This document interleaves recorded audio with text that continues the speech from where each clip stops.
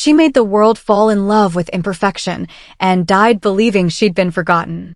The world of cinema is still reeling from the loss of Dianne Keaton, the woman who turned awkwardness into art, loneliness into beauty, and difference into an icon.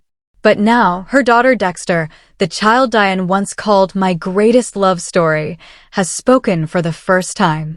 Her words aren't just filled with grief, they carry anger. Anger at a world that adored her mother on screen, yet abandoned her in silence off it. And hidden in Dianne's old study, Dexter found something that would change everything, a secret diary tied with a silver ribbon, and a name written over and over again. Al. Stay until the end, because the truth behind Hollywood's most private legend will break your heart. Dianne Keaton, the Oscar-winning actress who defined a generation, passed away at 79. Her death left millions mourning, but behind the bright laughter and turtlenecks was a woman who carried her pain quietly, folding it into art. For the first time, her daughter Dexter reveals the real woman behind the camera flashes, the lonely nights, the silent heartbreak, and the love she could never let go of. In 1996, when she was 50 and at the height of her fame, Dianne shocked Hollywood, not with another film, but with an adoption. She brought home a baby girl named Dexter, saying, "I don't need to give birth to be a mother. I just need to love." For years later, she adopted a son, Duke. From that moment, Hollywood's most independent woman became something even rarer, a single mother by choice. Every morning, she made them milk. Every night, she asked, "What made you happy today?" No red carpet could match the glow she found in motherhood. But while she gave love endlessly, in private she still carried something she never spoke of: regret. After Dianne's death, Dexter found it, a worn leather notebook, still faintly scented with her mother's perfume. The first line read, "I loved him with everything I had." Beneath it, a single name, Al. It was Al Pacino.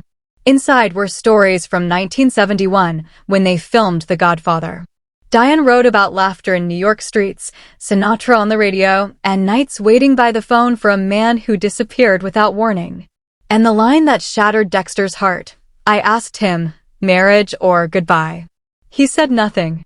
And that silence killed me." Dianne left Rome the next morning and never saw him again. But she kept a framed note on her desk all her life. It read, "You're the one I loved most. Always will."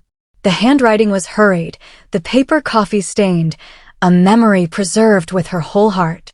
In her wallet, beside photos of her children, was another, Pacino at 30, looking away from the camera. Dianne once said, "He never looked straight at the lens, but he made the whole world look at him." Perhaps that's why she kept him close, even in absence. Every year on Pacino's birthday, she'd disappear for a few hours, leaving a note on the fridge that said, "A day for things long gone." When she returned, she was cheerful again, cooking dinner, singing Moon River in the kitchen, but her eyes always carried a quiet sadness, as if she had just come back from a place only she knew. Once, when an interviewer asked which man she remembered most, Dianne smiled and answered softly, "Al always." Then, after a pause, she added, "There are people you don't need to meet again. They stay inside you forever." Dexter finally understood why her mother chose to live alone, why she raised her and Duke without a man by her side. Dianne had loved once, completely, fearlessly, and been left behind in silence. Perhaps that's why she spent the rest of her life giving that same love to her children. In her later years, Dianne spent her mornings in the garden, her afternoons cooking, and her evenings flipping through old photo albums. She texted her children daily, small messages like, "Have you had water yet?" or "It's a beautiful day, don't forget to walk." When her health declined, she brushed it off, saying, "Sweetheart, I'm just a little tired." But Dexter saw the pain her mother hid behind her smile, the lingering scars from skin cancer, and the invisible wounds of bulimia that had haunted her since her 20s. Sometimes at night, Dianne would sit by the window in silence, listening to faint jazz, staring into the small garden where light drifted through the glass like old memories. When Dexter joined her, Dianne would whisper that she was just listening to echoes of old roles in her head. But Dexter knew she was counting her sorrows, the roles that drained her, the moments she had to laugh while her heart was breaking, and the men she loved but could never keep. As her illness worsened, Dianne refused to leave the home she loved. "I want to go where I laughed, where I loved, where I raised my children," she said. Dexter and Duke stayed by her side, playing the old jazz records she adored. Even as her body weakened, she would hum softly, her voice trembling, but still full of warmth, as if she was saying goodbye to life with gratitude. One morning, Dexter found a note in her mother's handwriting. At the bottom of the page, it read, "I have lived and I have loved. The rest, let the light keep for me." On October 11th, 2025, the California sun rose over her Brentwood home. Dianne sat peacefully in her favorite armchair, her glasses resting on an open journal.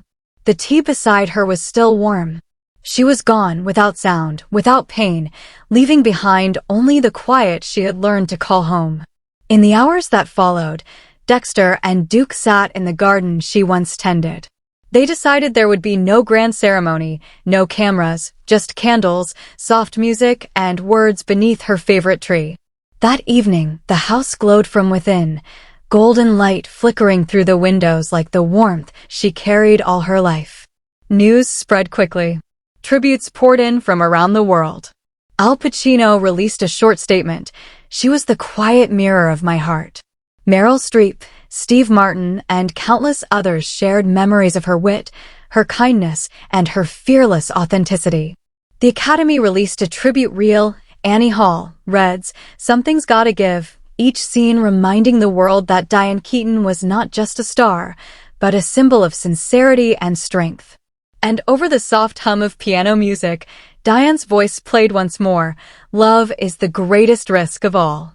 For nearly half a century, she was the conscience of Hollywood, the woman who laughed through pain, who wore humor and grace like armor, and who taught the world that imperfection could be beautiful.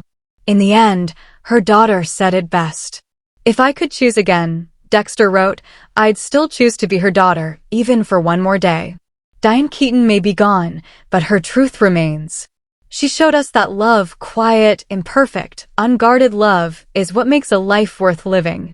If Dianne ever made you laugh, cry, or believe in being yourself, leave a message of thanks. Because some lights never fade, they just live on in the people they've touched.